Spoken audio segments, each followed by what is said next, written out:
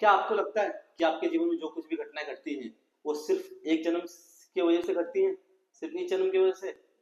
तो ऐसा नहीं है। आज चलिए हम इस चीज को पूरे डिटेल में समझेंगे कि संचित कर्म क्या होता है, इससे क्या रहस्य है।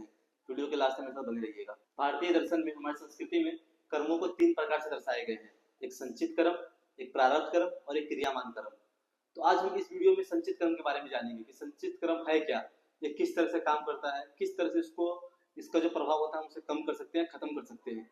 तो वीडियो में इसको पूरी तरह से हम संचित कर्म के बारे में समझेंगे, तो आप लोग वीडियो के लास्ट तक बने रहिए। दोस्तों, संचित कर्म को आप इस तरह समझिए, संचित कर्म वो होता है जो हमारे कई जन्म के जो हमारे कर्म होते हैं ना, इस जन्म से लेके अगले जन्म या उसके अगले जन्म, पिछले जन्म, जितने भी हमारे जन्म होते हैं उसके जो किए हम जो उस जन्म में जो किए होते हैं कर्म, फिर चाहे वो अच्छा हो या बुरा हो, चाहे हम शब्दों से किए हो या हाथ पैर से किए हो या विचार से किए हो, ये सारे कर्म जमा होते हैं जिसे हम संचित कर्म कहते हैं। ये जमा होते हैं और एक साथ नहीं, एक साथ हमें नहीं देते हैं, ये थोड़ा थोड़ा थोड़ा थोड़ा करके देते हैं।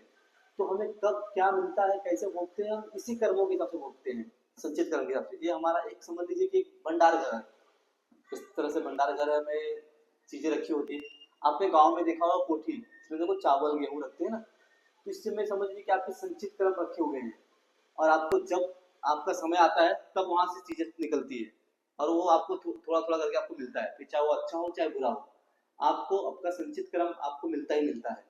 ये चीज ध्यान रखिए, कई जन्म से ये चीजें चली आ रही है। संचित कर्म समझिए कि सोया हुआ रहता है और एक कब हमको मिलता है, जब इसका प्रारंभ आता है। प्रारंभ मतलब जब हम इस जन्म में, हमारे पिछले किए हुए जन्मों के कोई बहुत सारे काम होंगे जो सोए रहते हैं, लेकिन हम इस जन्म में कुछ अच्छा या बुरा करते हैं, तो फिर संचित कर्म उठकर हमको देता है। जैसे अगर हम कुछ अच्छा कार्य कर रहे हैं तो जो उसका फल होगा, अगर मुझे कोई काम का अगर 10 रुपये मिलना है और संचित क्रम में उसने तय किया था कि आज इसको 100 रुपये देना है, तो मुझे उसी काम का 100 रुपये मिलेगा।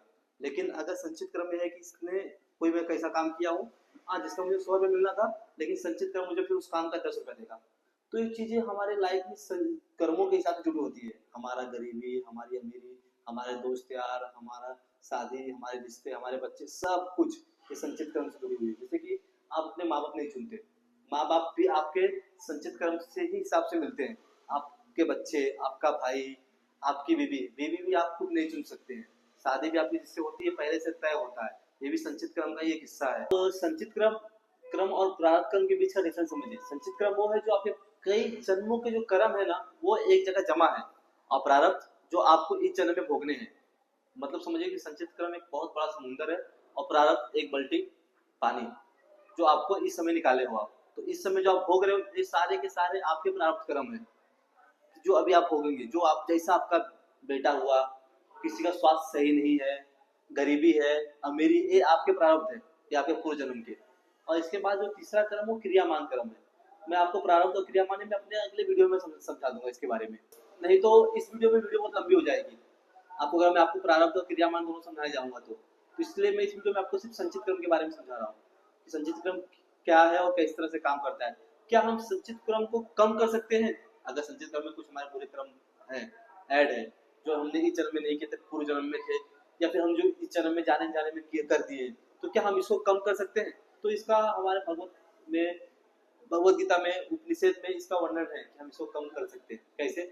सत्कर्म करके, सत्कर्म करके। सत्कर्म मतलब कि हम अच्छा बोलकर, हम लोगों की सेवा कर कर, हम लोगों को अच्छा सिखाकर, तो हम इसको कम कर सकते हैं। इसको कम करने के तीन रास्ते, एक सत्कर्म, दूसरा ज्ञान। ज्ञान वो जो इसका आप अगर भक्ति का आपको ज्ञान हो जाए तो आप उसका प्रचार कीजिए, नाम स्मरण कीजिए, भगवान की सेवा कीजिए, लोगों की सेवा कीजिए। जब हम इस तरह काम करते हैं ना तो हम अपने अपने संचित कर्म को कम कर देते हैं। जब हम भगवान के नाम जाप करते हैं, और भगवान के नाम जाप में इतनी ताकत है कि हमारे कई जन्म के संचित कर्म को नष्ट कर दे वो, कई जन्म के। अगर हम लोग को इनसे जाने जाने जो पाप हुआ तो कई जन्म के संचित कर्म को नष्ट कर दे और हम इस जन्म में अच्छे काम करें तो हमारे जो प्रारब्ध है बहुत ही अच्छा हो जाएगा, फिर हमारा जीवन बदल जाएगा। तो आपको पहले समझना है कि आपका इस समय जो आप काम कर रहे हो ये आपका क्रियामान कर्म है, और आप जो भोगते हो आपका प्रारब्ध है, और जो आपका जमा हो रहा है वो आपका संचित कर्म है। ये एकदम स्पष्ट से समझिए इस बात को। अगर आपको समझ में ना आया हो तो आप कमेंट कर सकते हैं, मैं उसका आपको उत्तर दे दूंगा।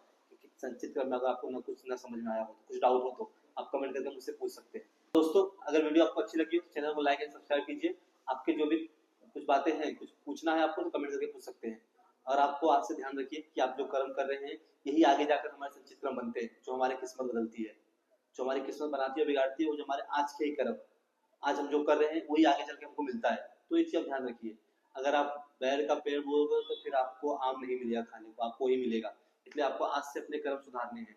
आप अपने कर्म सुधार लेंगे तो आपका जीवन सुधर जाएगा।